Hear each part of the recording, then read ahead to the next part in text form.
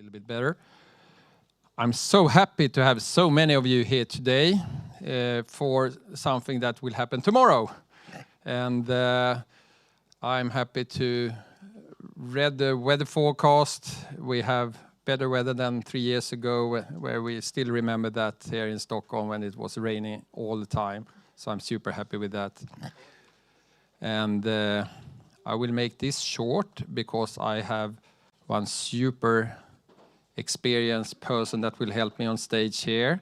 Olympic medalist, stadium announcer. She will be announcing tomorrow in the stadium, and we are super happy to have her here because we need some English-speaking assistant. We find out that we have more and more spectators flying in just for this meeting, like 500 people from UK buy ticket flying into this meeting, so that's very, very nice. So please welcome Kathleen Murray. Thank you very much indeed. Good afternoon, everybody. You okay? That's good. That's good. That's good. That's good. That's the kind of look, we're ready to rock and roll. Let's get on with it, right? Well, welcome to Stockholm. I add my welcome, of course, to stop number 5 of the Wonder Diamond League. As you know, there have been some brilliant meetings so far, and there's going to be some absolutely superb action tomorrow. So we've assembled over this next period of time 10 athletes in total for our press conference this afternoon, breaking them down into obviously very familiar groups of sprints, middle distance and field. So let's crack on straight away and welcome onto the stage with our first set of athletes from the sprints group. Quite simply, some of the fastest athletes of all time who will line up tomorrow at the Olympic Stadium. They look like they are ready and poised. So can we welcome in first, here she is, Melissa Jefferson Wooden, here she is, 5 times now, of course, a world champion, 3 gold medals, obviously, in Tokyo last year. Melissa, welcome. Kenny's looking cool. Come on, Kenny Benarek, Kung Fu Kenny. He's ready and poised. He was one of the first here. So let's get him onto the stage, of course. Olympic and world silver medalist. You know that, over the 200-meter distance, in super form, as we know already so far. And where is he? Which football top has he got on today? Alison dos Santos. Come and join us. The world leader, of course, in the 400-meter hurdles. Medals galore, one of the fastest of all time. It's just nice to see. I like your top. See what he's done here, folks. See what he's done here. So I'm going to sit down because that makes the athletes look this way, which is probably easier for you guys to see and get photographs, right? So welcome. Let's start with a very simple question. Hands up if it's your first time in Stockholm. I'm going to start to the... Is that all right, Alison, if I start to the newcomers to the Stockholm Diamond League? Melissa, welcome. Thank you. What have you heard about Stockholm that made you think, right, I'm going to come and run my first 100-meter race since winning the world title here? I heard that the atmosphere here is great. And I also got a chance to watch it on TV last year. And just seeing it from the TV, I know it doesn't do justice to what may come tomorrow. So I'm really looking forward to that. Season opener, 22:17 over the 200-meter distance a couple of days ago. What did that race tell you that you're going to hopefully deliver over the 100 meters tomorrow? That I am stronger and faster right now than I probably have been years prior to. Just looking at it, me running 22:17 the other day with it being my first race, whereas last year around the same, well, maybe a month earlier, but I still had a lot more races under my belt after running 22:1. So to be able to go out there and perform with it being my first race in about 9 months, you know, I would say that I'm pretty happy with where I am. Do you have a time in mind? Is there something that you and coach will be happy with when you leave tomorrow night? Anything under 11. Psych, I'm just playing. But no, really, honestly and truthfully, you know, obviously the 200 indicated that I'm ready to run something really fast. Don't really have a set number out there, but the main thing has always been for me is to execute, and that's what I'm going to go out there tomorrow to do. And so once I execute, I know that whatever time that may come up there or should come up there will, and I'm pretty sure I'll be happy with it. Well, there's 22 women gone under 11 seconds so far this year. And 23 loading. There we go. That's what I'm saying. And quickly before I move on to Kenny then, what did you go into this winter with the 3 medals that you won last year, with the times that you ran, the 10:61, the 21:68? At the end of the season, what did you sit down with coach and say, this is what we need to work on this winter. How do you bring those times down even more? Were there specific things that you concentrated on? So as the season progressed last year, you know, it was really just me focusing on executing, right? Times were always the goal, but at the end of the day, I wanted to go out there and put my best foot forward. And so that was looking at the weaker part of my races and working on those in practice. So as time went on, by the time we got to Tokyo, it was a matter of coach just looking at me and saying, okay, look, we know that we're ready to run fast. We know that we're ready to compete, but it's a matter of you going out there and putting it all together when it matters the most. And so that's pretty much how we attack that. Do you still feel you've got any weaker part in your race? I wouldn't say weak. I would say that sometimes I may divvy away from certain aspects of it. Whereas, like, say, for instance, take my race on Thursday. I had a really, really good start. But, you know, obviously with it being the first race of the year, it was harder for me to finish. But that's just what happens in the 200-meter territory. You know, the first one is always going to hurt. You're going to go out there, run a strong 150, and then hang on for dear life the last. But then just taking that also and seeing as though not looking at it as a source of weakness, but just seeing, like, how much more room I have to grow and how much more I have to get stronger in those areas. So it just depends. Thank you. Women's 100, 5:45 tomorrow afternoon. From one newbie to another. How you doing, Kenny? I'm doing good. We spoke in the lift earlier, and I said, this 1969 that you ran in Rabat, you're just over a tenth away from your lifetime best. That's a pretty good start over the half lap, right? And you said? Yeah, it was pretty decent. I mean, you know, going into Rabat, you know, I before that I went to the few diamond leagues in China, and you know, was feeling things out here and there. Didn't run the best that I wanted to, but you know, I knew I was in pretty good shape. So going to Rabat, it was just, hey, execute the race, and you know, I was thinking maybe I'd get like a, I don't know, 19.8 or something like that. Like I knew that I was going to win the race, but as you know, as soon as the gun went off, you know, just executed the race, and then we got a 19.6, and I mean, the good thing about it felt easy. So, you know, all I got to do going into this race is just execute, and, you know, I expect another fast time. Well, the PR of 1957, so just over a tenth away, and you said, look, that's going down. Do you know what I mean? My PR in the 200 is going down. Good weather conditions tomorrow. What would you like to see off the back of the 1969 with a little adjustments? You know, if the weather holds and, you know, it doesn't get a little too chilly, I definitely feel I can get close to it, or at least break it by, you know, a couple of tenths. But yeah, I mean, I just got to execute the race, and then we'll see what happens tomorrow. Because you've talked about it being a free year for you guys with no major championships. What's a free year going to deliver for you by the end of this 2026 season? What's a successful free year for Kenny Bednarek?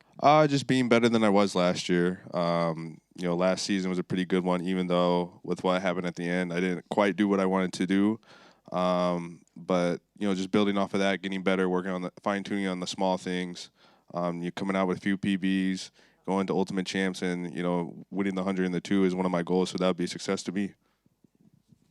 Brilliant. So far, so good, I think it's fair to say. You've waited patiently, Mr. Sweden. I love that. A big day in Sweden today, right? Is it National Sweden Day? I see what you've done there, Alison. I heard that. Welcome back, Mr. World Leader, 400-meter hurdles, always smiling. Rank your season out of 10 so far for me, Alison. My season has been great. You know, I think this year, as you're saying, like there's no major championship, so the focus is just like run fast. It's just about time. There's no championship, so we're just thinking about how fast can we be and just improve some part of the race. How does that change your training, guys, when it is a free year, when there is no major championships? How does it change your season and the way you train to set it up? It changed quite a little bit, I would say, because usually we think about the major championship, that's where we want to perform, that's where we want to run. But this year, we want to improve small bits of a race, we want to be faster. No matter like when we're gonna achieve that, but the idea was just to get faster, you know. And I think like went to China, we proved that we're fast. We proved that like you can run really, really fast at the beginning of the race, but we also like working in the end, in the top speed and all those things. So we try to break the preparation in different ways that we were doing before to understand where is the best way to attack for a better season next time. And your speed's coming, a 44.38 flat 400 meter PR back in April as well. So the speed's going in the right direction. Yes, yes. The speed is coming. Run at 200 as well. That was crazy. Oi, oi, Kenny. That was painful. That was painful. Nah, the You remember, so crazy enough, I was at his race when he ran the 200. And I just want to say that I feel partly responsible for his PB that day because he asked me for some advice and I gave him some advice and he went out there and PB'd. And Melissa, what was the advice that a world champion gave one of the fastest hurdlers of all time? So I asked him, I said, what is your stronger part of the race when you're in your 400-meter hurdles? And he says, the way that he finishes, right? So I said, okay, so if that's the stronger part of your race, just think about the stronger part of your race at the beginning. Like, you know you have the finish, just try to attack it all the way. Did you implement Of what Melissa course. said? I was down to before the block just thinking about it. It's like, you know, you're not going to win the race in the first 80 meters. Just finish. And I ended up finishing quite well. So it was like a great time. I was happy with it. So she just saved my life. I'm not going to lie. You should have came to me. I gave her some good advice last year, you know. Next time I'm going for you both. He wasn't there, though. It doesn't count. So hang on, this is like a relay baton, ladies and gentlemen. So Melissa gave Alison advice, but Kenny, you gave Melissa advice last year. What was your advice to Melissa last year then? I mean, Melissa pretty much last year, her biggest thing that she really needed to work on was just maintaining her rhythm and making sure that her technique was on point. So for her on the last bit, it was like, hey, just hold on and don't go out swinging your arms by the end of the race. And, you know, she ran a few 200 and finally got that locked in and, you know, she won the 200 last year. He told me to stop being so scary. Yeah, stop being so scary. Great advice. You've been here before. Why is it so special to run in a stadium across the road here, Alison? I never ran here when I was competing, and I'm jealous that I never did. What did I miss out on? Oh, you miss a lot. Trust me, you miss a lot. Like, I was talking to Jereme Richards yesterday, and we talked about, like, our favorite Diamond League, and this one was the top 3 of both of us, because it's just so nice, you know, the experience, the stadium, the energy, the weather. Like, on the day before, you always feel like, oh, yeah, not going to be a great race, but on the day, the weather's amazing.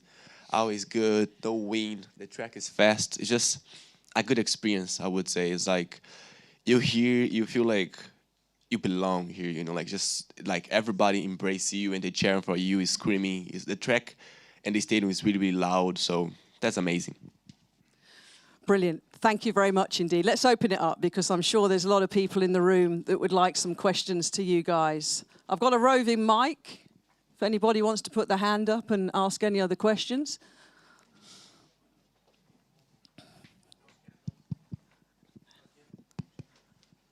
Oh, that's always go the wrong way. I should have learned. Always turn left, right? There we go. There you go, my love. Hi, Kenny. So I wanted to ask you about going to 19.4 or even better, because it's clear you have what it takes to win at the major championship, but is that something that you're working on this year, and what exactly that might look like? Yeah, that's something I'm working on this year. Like I said, 19.6 opener, that's my fastest season opener in the 200. So, you know, everything we've been doing at training has been working. You know, I just got to stick with the plan that Coach and I have been following, and the biggest thing is executing. You know, you can be in the best shape of your life, but if you don't execute the proper way, then you won't attain it. So for me, it's just each race I go to is just focus on refining technique and, you know, all phases of my race, and then I'll get that done. Yep. Hi. Hi there. In recent days, Kirsty Coventry, the president of the IOC, has said she doesn't believe in paying athletes to run in the Olympics. I was going to ask your thoughts on that. Do you agree, disagree, and why? Was all of us? Oh. So I think, like, it's just coming from her was something that, like, felt weird. Someone that, like, is really related to sport, is really into sport. Because, of course, some people can make money from out of the sport, but when you're talking about, like, the bigger number, we're not really getting paid, like, well enough and everything. There's, like, we're always fighting to find competition that can pay better, figuring out ways that we can get money. We're just, like, trying to have a double life as an athlete, but also as influencer. So just, like, have someone saying that, just, like, to everybody, and feels awkward. It feels like someone that we trust don't really like want us there.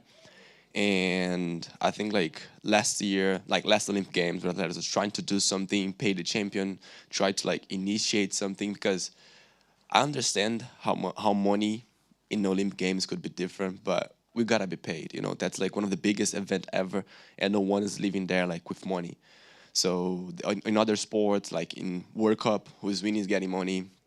Other sports as well, like they make money out of like the biggest competition. So why not like the Olympic Games? You know, so just like it felt a little bit awkward, but she said what she said. I guess my view on that, it was just a little disappointing to kind of hear that from somebody in that position. Like he was saying, at the end of the day, like we have athletes that work 4 years to be able to get to that point, the pinnacle of the sport, and you know to hear somebody that kind of say that is like a slap to the face a little bit. You know, the athletes deserve to be compensated. I mean, you have people that go to the highest stage, get a medal, and then some of them still just have to go back to their regular job. So, you know, like I said, the athletes need to be compensated for their hard work. I mean, you're the 1% in the entire world, so that means something.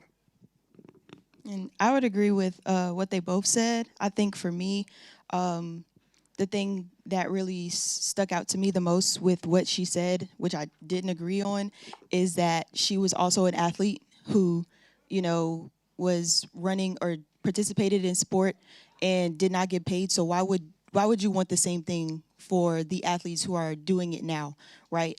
Our sport for a long time has been so caught up in keeping things the same and not wanting to evolve, not wanting to be better.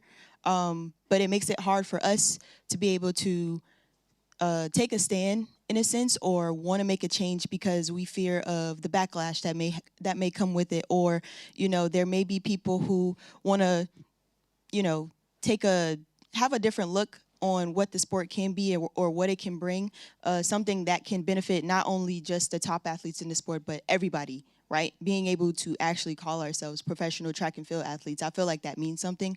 But then not only that, when it comes to the Olympic Games, a lot of the times, especially being from America, track and field isn't viewed as a professional sport, it's viewed as an amateur sport. And I feel like that's not right, because we put in so much work to be able to come out here and perform and give our best foot forward, but to only, for it to not be reciprocated, not only in money value, obviously, but for me, it's just a respect thing, because at the end of the day, if you did respect what we do, if you see the hard work that we put in, then we should be able to be fairly compensated for that. Thank you. I think those that are booked have got one-on-one time with these guys, and we're going to move on to our next group. So thank you very much indeed to Melissa, to Kenny, to Alison, and good luck tomorrow. Thank you.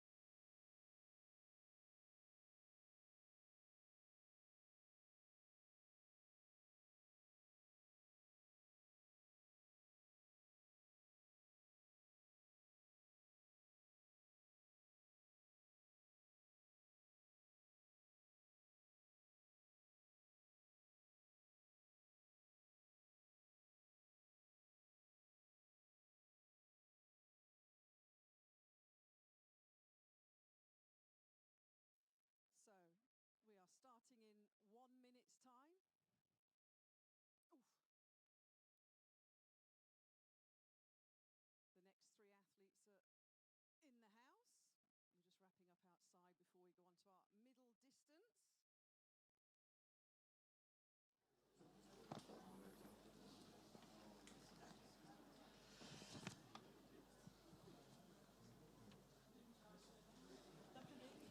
You've all stopped talking. Don't care.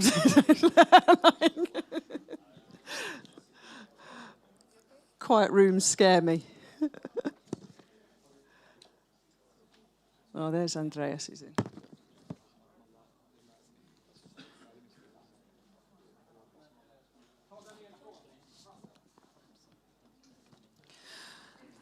Okay, well, I hope you enjoyed the first set of 3 athletes. I think it's fair to say that all 3 of them, Melissa, Kenny, and Alison, were delighted to, well, Alison's point of view, to be back here in Stockholm, and then obviously the 2 guys for their first appearance. So let's bring on the next set of the middle distance runners. They're all smiling, they're looking good. Let's welcome to the stage then the World Indoor 800 metre champion, Olympic 800 metre champion for her first 800 metres tomorrow outdoors, Keely Hodgkinson. He's coming to the stage. Andreas Algren of Sweden. Here we go. Let's get our first Swedish athlete onto the stage for our press conference this afternoon. Making his season debut over 1,500 metres, our world bronze medalist, of course, on the track last year over the longer 10K distance. And where is he? Where is Cooper? There he is. Cooper Luchtenhouse of the USA, our 800 metre world indoor champion.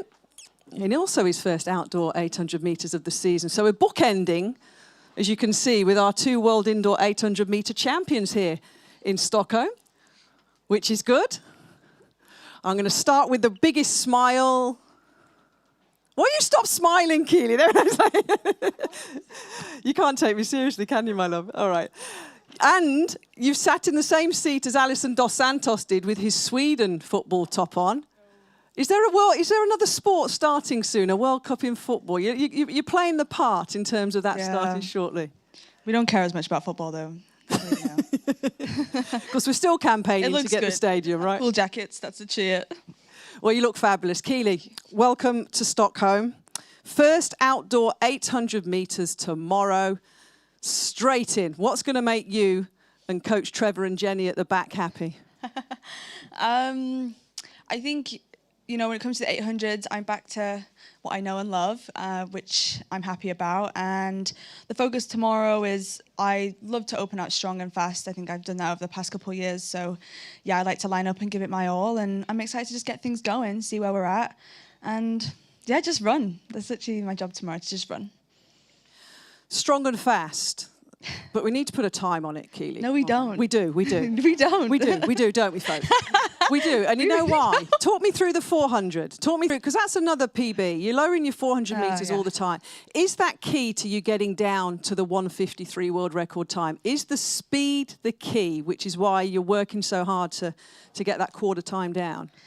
Yeah, I think we've said over the past couple of years, me and Trev, that we've been wanting to work on that 4 speed and get it down. And when did I run? 2 nights ago? Yeah, that was a really good opportunity to do that. I was just a bit disappointed with the time. I wanted a bit more from it. I didn't want to waste the opportunity. Like, I don't get to run them very often, but figuring out how to put together a good 400 is difficult. So I feel like I threw myself in at the deep end with a really good challenge. And on reflection, I'm probably being a bit hard on myself, and I did still walk away with the PB. But yeah, we've just been chopping down that speed. Whether it's the key to going down to 153 or not, I guess we'll find out. It's just something that we feel like we've wanted to work on. It's also a bit of a personal challenge. I quite like dropping down to the 400, and my body's been able to let me handle the training of that now. And it's been fun to see it all come together. So I'm excited for the next few weeks to see the pieces. Because I'm training for a 400, and I'm also having to keep my strength and endurance in there as well. So it's a real balance of getting everything right. And over the next few weeks, hopefully we can see that come together. And talking to the next few weeks, big season for British and European athletes. Priority list still the same for the outdoor season in terms of the championship? We've got Europeans, we've got Commonwealth, we've got Diamond League, we've got Ultimate. Where's the priority list? Yeah, there's a lot going on. For me, I'm not competing to get in the Commonwealth Games. I've kind of split it up into 2 halves in my mind. So I'm like, we've got a lot of the Diamond Leagues coming up. I'm going to do Eugene and London. And then after that, I will look to the Europeans. And there's actually about a month in between that. So yeah, I'll head out to the Europeans in Birmingham, which I'm really excited about. Defend my title, hopefully. And then we'll look to the Ultimates in September. You didn't give me a time for tomorrow. I'm not going to give you You're not going to? No. You have to just let time do its thing. So what was that, Coach? well, that's helpful, Trevor. Because if Keely Hodgkinson doesn't run sub-2 tomorrow, I'll eat some more of that Swedish cake next door. We're looking forward to it, Keely. Talking about dropping down and having fun in distances, Andreas, you're taking on the 1,500 metres tomorrow. So now we're talking about dropping down in distance. And I've heard that you're asking for a pretty swift pace tomorrow. Is there anything you can tell us about what you'd like to achieve tomorrow, Andreas? Well, I don't know what rumor you've heard. Well, you can tell us today then. No, but seriously, I mean, I'm getting older. Being a long-distance runner, I don't get many shots at running fast in the 15. I don't know, like every 1,500-meter race could be my last one. So I want to run fast. And, well, if I could get the chance to run a sub 3:30 here in Stockholm, then that would be, something that I would try to like grasp that opportunity. Yeah. Well, you've got to wait patiently because you're the last event of the evening in that stacked men's 1,500 metres. How are you planning to race it then? Because it is so unique for you in terms of dropping down so far. What's your game plan for tomorrow? Honestly, I don't really know. I run so many different events now, so it's kind of hard to like know how you're supposed to feel at the different parts of the race. I mean, it's quite different to run a 1,500 meter compared to a half marathon. So I'll probably just try to find a good back and try to stay with them for as long as possible, and then hopefully I could also kick a bit in the end. Do you still think back to this meeting last year with your European record and the feels and the vibes that you created in the stadium? Yeah, I mean, a lot of people, there's not a lot of people who can get the chance to experience something like that. I mean, Mondo broke the world record during a race, so the audience they were already quite hyped up. And then when they started just like chanting, like Andreas going for the European record, it's like everyone just stood up, and it was such an amazing experience. If we could get close to that, I can't really see that I'm not gonna break sub 3:30, break 3:30. But well, you never know. But I mean, racing here in Stockholm, it's always like one of the highlights of the season. So I'm really looking forward to it. Brilliant. Let's go to the youngest member of the panel. How you doing, Cooper? You all right? I'm doing good. About yourself? I am fabulous. How can we not be fabulous when we've got the lineups in Stockholm that we've got tomorrow? Talk me through the last few months of your life since winning that World Indoor title in Poland. What's changed? How's it been? I wouldn't say much has changed, honestly. There's definitely been a lot of there's been a lot of changes, but also not a lot. Obviously, after turning professional, I was like, oh, I feel like things are going to be a lot different, but it really wasn't. Still going to high school, it kind of made it a little bit easier. And then winning the World Indoor title, that was kind of the cherry on top for this indoor season. We wanted to make the team for Team USA, and then, hopefully, compete really well in Poland, and we felt we did that. So, it's just kind of extending on to this outdoor season. And it's going okay. 70. You're 2 years older than my son. So I look at you, and this is quite frightening for me because you're traveling the world. Are you enjoying it as much as you want to or you'd hope to when you turn pro? Definitely. I get to do this for a living, so there's not many things to really complain about when, all I got to do is go run 5 miles every day, pretty much.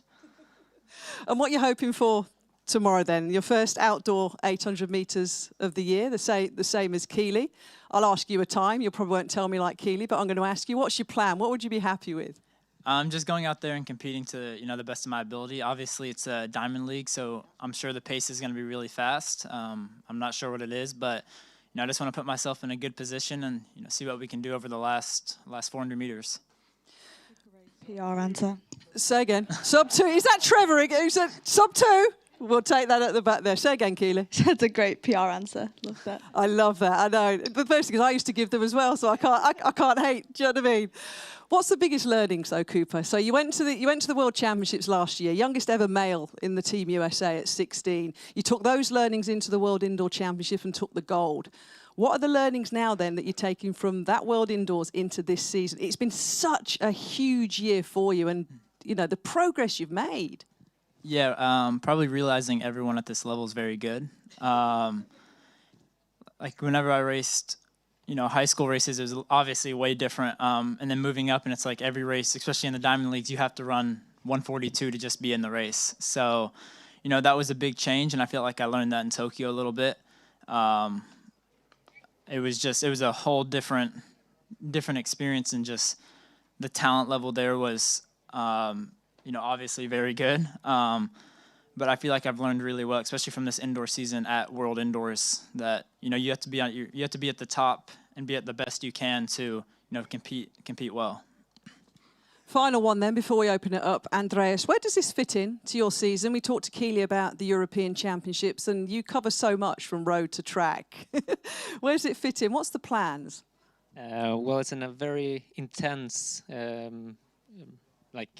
racing period right now. So I'm going straight to Oslo for a 5K after this, and then it's 5K in Paris, and then a 2 mile in Eugene.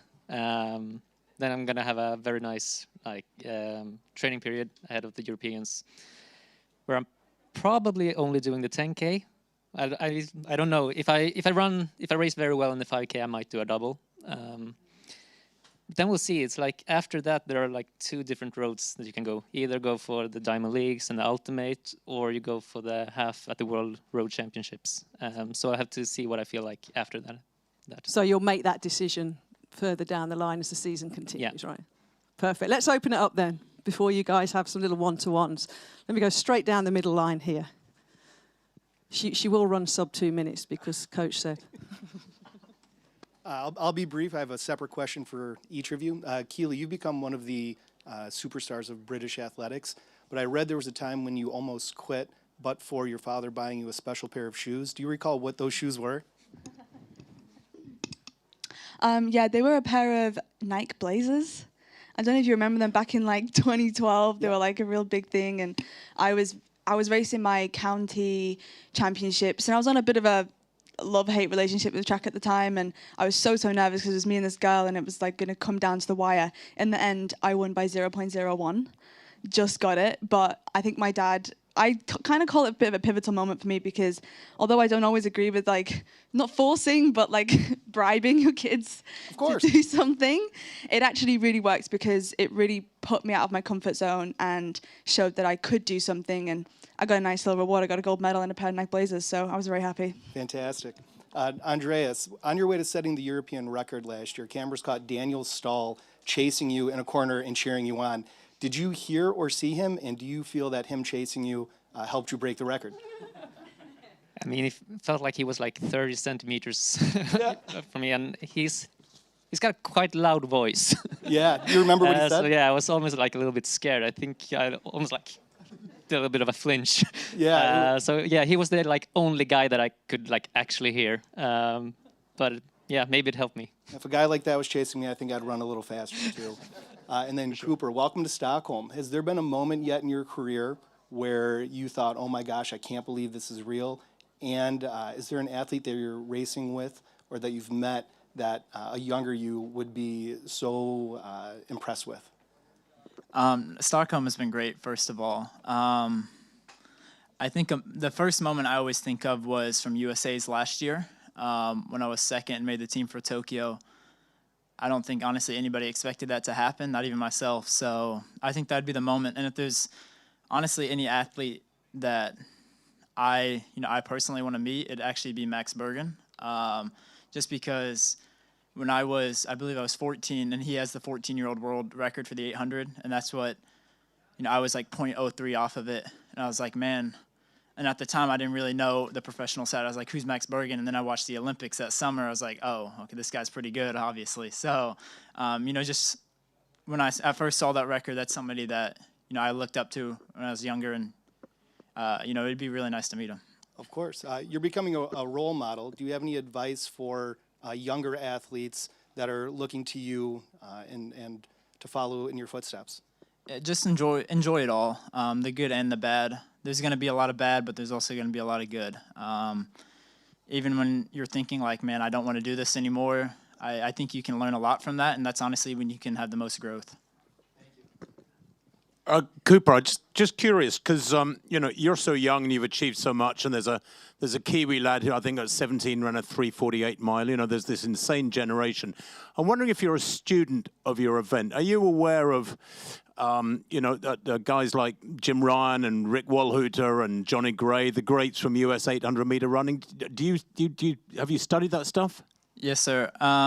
So me and Jim Ryan have actually talked a couple of times, as well as Alan Webb.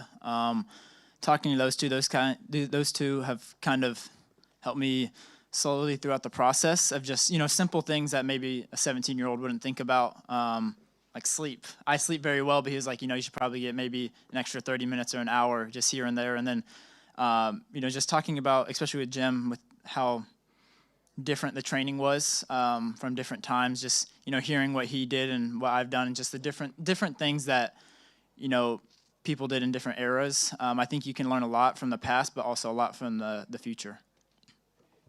Okay, just one more before we break off. For Andreas, have you done any specific preparation for 1500? I mean, moving down, not the distance you usually run?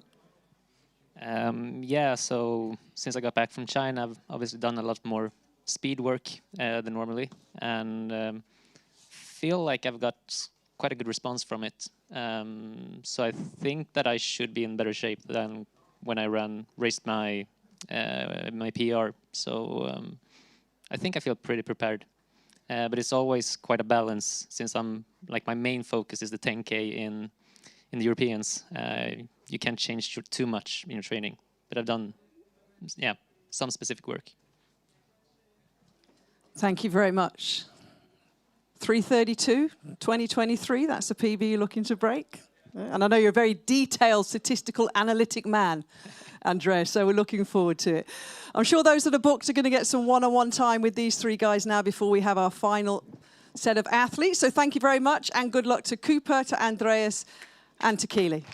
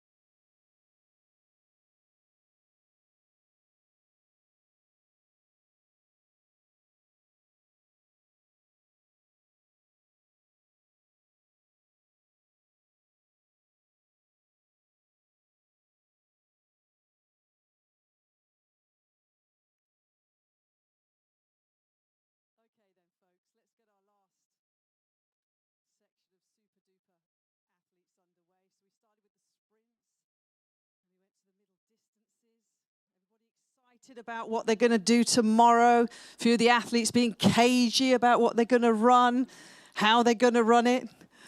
And we're just going to bring in our last field event into our program. We've got 5 field events tomorrow, as you'll know on the program. All of the 5 field events tomorrow are Diamond League events, which is fabulous. Do they need any introduction? Daniel Stahl, Valerie Sion, Mondo Duplantis, and Alexis Brown. Welcome. I'm going to start with I did on the first one. Hands up if you've never been to Stockholm before. Can I therefore start with you, Alexis? Because the newbie, right? What you been missing out on? Talk to me. Miss World #2 in the world rankings in the long jump so far this season. Only a couple of women have gone over the magical 7-meter barrier. You're one of them with 7:07. You arrive in super form. Yeah, no, this is so exciting. This is all a first for me, being in Sweden. I mean, it's awesome. I can see why you love to call this place home. I got in yesterday, and I'm like, oh, this place is magical. Like, I wish I was here another week. But sadly, I have to leave Monday. But no, this is so exciting to be here. This is my 2nd Diamond League of the season. 2nd Diamond League being professional. I went to 2 last year, but I was fresh out of college, so I didn't really consider that I was like professional Diamond League. So just super excited to be here, super blessed to be able to compete alongside these great athletes. And how are you finding the whole Diamond League circuit? We were talking to Cooper Luchtenhouse before, 17, and he said it's a big learning curve for him, but he's enjoying it. How are you finding it, Alexis? No, definitely a learning curve. I mean, in college, I'm so used to having my coaches. I'm so used to seeing my parents in the stands. And then I get here, don't have a coach with me. I have my agents, and we're trying to FaceTime my coach. Everything is just so different coming from the NCAA to where everything is just so easy to, like, you have to show up every meet in the Diamond League circuit, but it's super fun. I love a challenge. I got the nerves out the way in China, so I'm just excited for this Diamond League tomorrow and just to have fun. And the intense nature as well. These guys will know of this stadium, with this history, with this crowd. As an athlete, that's like, this is it. This is what I do the sport for, right? Right. No, I mean, like you said, this is why we do it. I can't wait I went to the stadium yesterday, and I was just in awe. I was like, it feels weird to be like jumping in a stadium like this. Like, this is too pretty. Like, it's insane. So, I mean, it's just so exciting that I get to be a part of this and a part of history. So, super excited. Let's go from one female field eventer to another with the experience. Wow. I was saying, Valerie, I was looking at the Diamond League trophy winners. The last 5 in a row in the women's discus have gone to you. Mondo's got the last 5 in a row. Femke Bol's got the last 5 in a row. But you're in such good form that you're potentially on the verge of winning the 6 in a row, but with your new married name of Valerie Sion. Congratulations. Thank you. Thank you. It's married life is quite fun. Mondo's going to join that soon. But yeah, I mean, it is motivating. Having a new surname it's definitely been fun to compete with, to be introduced as, and it's definitely something that, like, for me personally, trying to honor my new last name and do it proud has been a fun new challenge. So the name has changed, but the same consistent world-class performances of Valerie haven't. You're in super form. What are you looking for in the stadium tomorrow? What's going to please you? I think, for me, this is my 3rd time at this meeting, and to be in a place at an Olympic stadium, I think there's always extra magic that I feel is something I want to draw from. And I mean, it was the 1912 Olympic Stadium, which women's discus wasn't yet an event. So I think to be able to challenge the meeting record is something that would be really cool to make a stamp in, and that's something that I'm trying to aim for. What's the circle like here for throwing? Yeah, I think it's perfect. I think there's a lot of Swedish talent that's helped perfect it. So I think it's great. It should be a perfect day to have some big throws. Perfect day, perfect field. The lineup, the discuses and the shot, absolutely loaded. Here he is, Daniel Stahl. Come on then, why is the circle so special? What input have you had then, Daniel, into making this Olympic circle so good? What do you like about it? Well, I thank the janitors for doing that, and yeah, I mean, usually it's a lot of rain in Sweden in summertime sometimes, and it can come rain, and then it's always nice to have a good concrete when you throw. So yeah, I agree with Valerie. It's a very good circle. And in terms of the home crowd, which, you know, Lexi's going to experience a Stockholm crowd for the first time tomorrow, this is a big deal for the Swedish athletes, for you guys, isn't it? Stepping out, expectations are high. Do you still feel that? Do you still get nervous competing in front of a home crowd with all you've achieved? I just feel the opposite way. It's amazing to have all the Swedish fans and all my families and all the friends watching us, and it's totally amazing. So, best time in the world. You've had so many Diamond League victories. You've won the trophy, obviously, in the men's discus previously, but you're aiming for your first home win in 5 years tomorrow. What are you going to have to throw to get it? Well, throw really far, and yeah. How far's really far, Daniel? Come on. There's no limit. I mean, the guys are exploding right now. The discus world of both women and men are crazy good. So, yeah, it's going to be really far to, yeah, I don't have a number, but yeah, I would say 70 meter plus to win, or even more. It's going to be great winds tomorrow from the south, so it's great. And finally, we were talking to Andreas Algren, obviously, in the group previously, and he recalls you shouting and chasing him down with the excitement of his European record here last year. Could we see another little speedy turn from you tomorrow if the Swedish guys and girls are doing some good stuff? Yeah, probably, yeah. No, it will be showtime tomorrow. I mean, everybody's excited. Thank you. Thanks. Showtime tomorrow, says your teammate Daniel Stahlmondo. Showtime for what, Mr. Duplantis? What are we saying tomorrow in front of a home crowd again? Something big, hopefully. Is that like 6:32 big?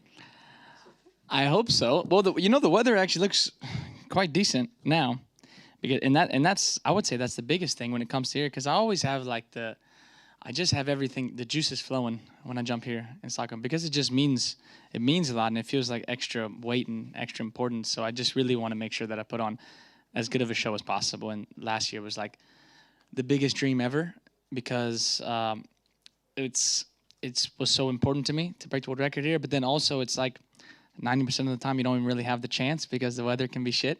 But we were fortunate enough to have great weather last year. The forecast is starting to be insane now tomorrow, which is like, yeah, I mean, that's really, really something. So if we can have 2 great years in a row, that would really be a dream. So no, I feel good. I feel like a lot of I feel pressure actually for this. I was going to say, because Daniel, look at him, he's relishing it. He can't. He's chomping. He's chomping at the bit to get into that perfect circle. Do you still feel it in front of a home crowd? Yeah, I do. But I think in a good way, like more in like a exciting way, because I just think it's really important to me, and I really want to show out, and I really want to put on a good performance. And I have so many people here, like just so many people here right now, as far as just like childhood friends and everybody from. So it's just like really important for me to put on a good show in front of my family, my Desiree's family, just like extended family. So it's just really important. So I think that's where the real weight comes from, honestly. Because every time you vault, people expect you to raise your world record. Mm-hmm. They do. Yeah, kind of. And I've heard you're on 22 strides tomorrow. Yeah. So you're on a long approach. Yep. You're in your own backyard. You broke your world record, your first world record in Sweden here last year. Mm-hmm. First attempt at 6:28. Oh yeah. Yeah. No, we're on Mondo. We're on, aren't we? We're on the same hymn sheet here. I hope so. I mean, I like. Look, I mean, yeah, you're saying it.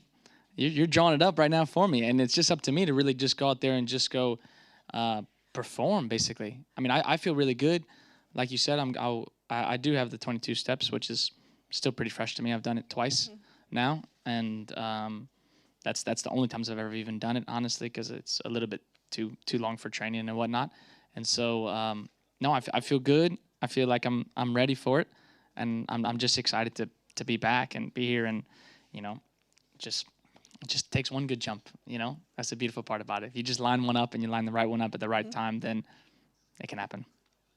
What do you go into the winter looking to improve on? What is left to improve for you? Do you need to be stronger? Do you need to be faster? What have you worked on this winter to keep putting that world record up?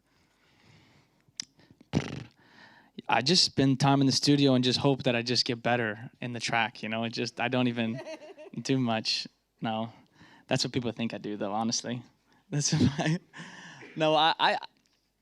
just normal stuff. My training really hasn't changed that much, honestly, the past few years. I jump a little bit less now than I used to. I mean, especially when I was younger, of course. But now I jump really, really seldom. Like I really just don't jump that much. And really? So how many times do you vault and jump a week? What do you mean? Maybe once every 4th week or something now. The past, like just barely ever. So then I really just do like sprint training and gymnastics stuff, basically.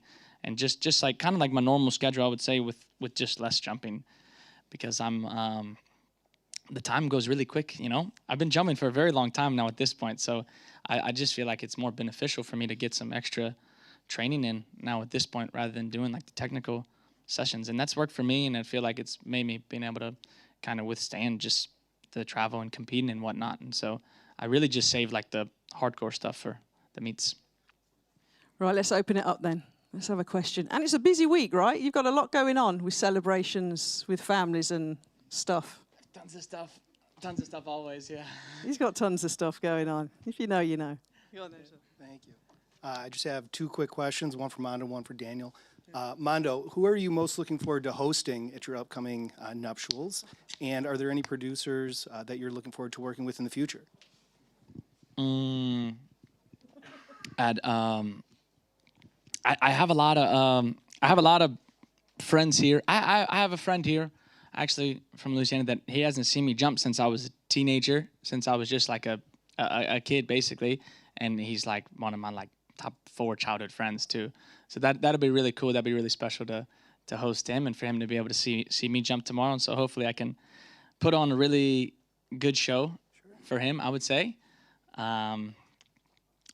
Producer thing, I don't know. That's a good question though. That's a good question. There's so many. I mean, in Sweden, there's like the most amazing producers and like everything. So honestly, like there's so many that I want to try. Honestly, I barely even know where to start. Fantastic. And then Daniel, throwers, and you specifically, have a reputation of having the most fun during their events. This was never more apparent than in Tokyo when they caught you dancing in the rain. Is there anything that you're listening to that gets you ready for this event? And do you think that throwers have earned that reputation as having the most fun on the field? I'm just being myself all the time when I compete, and just enjoying the moment and don't think too much pressure, just go for it more and then try to do my best every time. And then I don't have a special routine, but classic rock is always good. Fantastic. Have you been able to catch any of the NHL playoffs at all? I know you're a hockey fan. Yeah, I think Vegas is going to win now. Fantastic. But otherwise, I know that the Leafs got the first pick now soon on the transfer soon. Absolutely. So I'm excited to watch that. Looking forward to it. Thank you. I'll come. Daniel, you only threw 3 throws in Åbo earlier this week because your body wasn't 100%. How are you feeling now? I'm feeling really good. I just needed more massage and treatment. And I mean, we do elite sport, and sometimes you have some small issues with your body. And that was only it. So don't be worried. It's no problem. Hi, I got a couple. One for you, Alexis. So you started the season really impressively. You would be on every podium in the last World Championships and Olympics. You would have probably won in Tokyo in 2021. Has that changed your internal calculation for the season? What are you going to do? Your expectations? Yeah, no, I mean, I remember when I jumped it, I just looked at my coach and I was like, oh, wow, we did this on a season opener, my first meet of the year. I actually tore both hamstrings last off season. So coming back from that, I've already felt pressure, like, where am I? So to see 7:07 come on the board, I'm like, oh, not only was it a PR, but it was a pretty big PR. So it made me excited, but also like, wow, like God is good, and he shows up when you need it the most. So I think we went back to the drawing board, and it's like, okay, Alexis, how far can we jump this year? And it's been exciting, just like even in practices, seeing how much I've improved. So I'm excited to jump big jumps and just to kind of continue going and seeing how far I can jump. All right, and just for Valerie, is the world record still in your part of your focus, or are you more thinking about another Olympic title? I mean, I think with where I'm at in my career, I think medals is the most motivating thing. I think, you know, the women's world record in the discus, it is very far, and I think everything would have to come together. So I'm grateful there's a place like Ramona to be able to have that hope to try to challenge it, but I think it's kind of like a side quest relative to taking it year after year and what our priority is. Anyone else?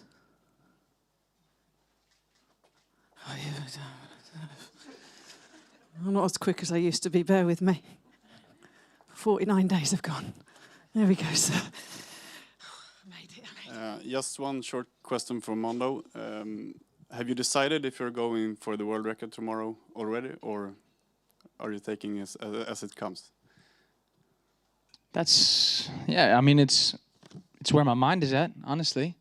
That's what I want to do. I would say that breaking the world record here last year was one of the more special moments I've had in my entire life. And so it just made me very also motivated to try to replicate that feeling. And so I feel very, very, very hungry and motivated, and I really would love to jump to 32 tomorrow, honestly, because I have a lot of people that I would be able to enjoy it with after too. So I'm gonna try, and I feel good. I feel good, and I think that as the day is looking better and better, honestly. So if I can, you know, hit a nice one, get some decent wind, which you kind of never know at Stadion. So we'll see, and then I think it's very possible, honestly. Okay. Thank you very much indeed, Daniel, Valerie, Mondo, and Alexis. Those that have booked the one-on-ones outside in the usual room. Best of luck tomorrow, guys.